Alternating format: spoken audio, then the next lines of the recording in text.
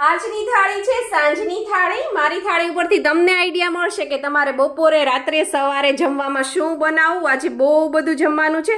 આ મેં બનાવ્યું છે બટેટાની ચિપ્સનું શાક છે, સાથે ગાંઠિયા છે, મરચાં છે તળેલા, અને પપૈયાનો સંભારો, મસ્ત મજાની કઢી, અને આ છે તાવડીની ભાખરી। અને આ ભાખરી આમનામ થોડી ખવાય, એની ઉપર નાખીશું આપણે 1 ચમચી દેશી ઘી, અને સાથે મીઠાઈમાં છે આ મારો ફેવરિટ કચ્છનો ગુલાબ પાક। આ બહુ જ ટેસ્ટી હોય છે, અને આવી થાળી જોઈને બધાના મોઢામાં પાણી આવી ગયું હશે ને। તો ચાલો બધા જમવા। આવી જ આઈડિયા, ટિપ્સ અને રેસિપી માટે સબસ્ક્રાઇબ કરો પૂનમ્સ ફ્લેવર કિચનને।